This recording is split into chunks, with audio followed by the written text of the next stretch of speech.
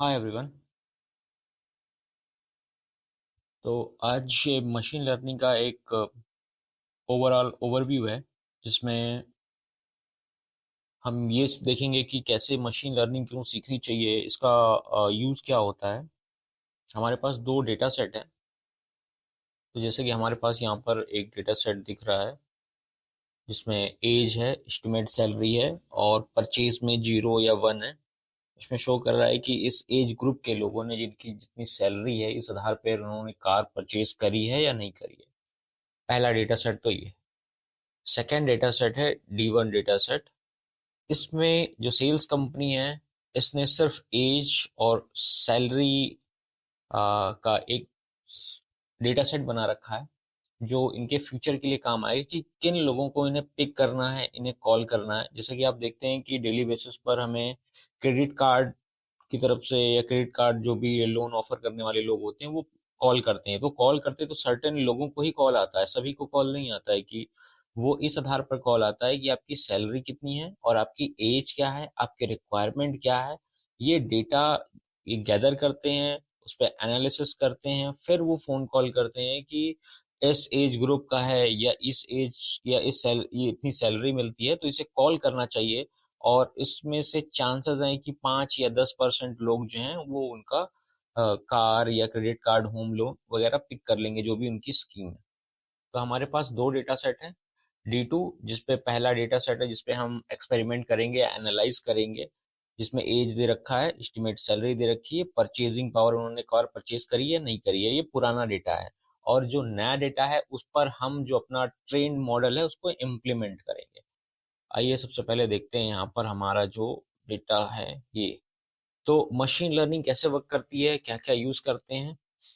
सबसे पहले हमने यहाँ पर कुछ लाइब्रेरीज हैं उनको इंपोर्ट किया है। यहाँ पर आप देख रहे होंगे।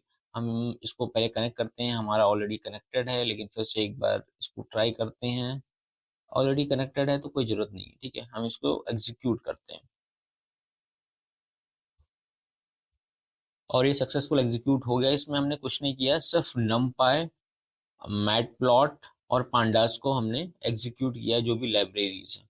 सेकंड में है, हम डेटा सेट को इंपोर्ट कर रहे हैं। यहाँ डेटा सेट एक्स और वाई एक्सेस में है। इसको इंपोर्ट कर रहे हैं और लाइन स्पेस के हिसाब से इसको प्लॉट कर रहे हैं, चार्ट प्लॉट कर रहे हैं। ओके, सो ये रहा हमारा डेटा सेट D2 जिसमें हमारे पास है एज, एस्टिमेट सैलरी और जिन्होंने कार परचेज करी है या नहीं परचेज करी है उनके बारे में। तो हमारा डेटा सेट प्लॉट हो गया। डेटा सेट प्लॉट होने के बाद चार्ट प्लॉट हुआ। ये हो गया है जिसमें 0 और 1। 0 वो लोग हैं जिन्होंने परचेज नहीं करी है, 1 वो लोग हैं जिन्होंने परचेज करी है। और उनकी क्या एज है, क्या एस्टिमेट सैलरी है, वो यहाँ पर हमने शो कर दिया है। थर्ड नंबर पे है फीचर ऑफ स्केलिंग।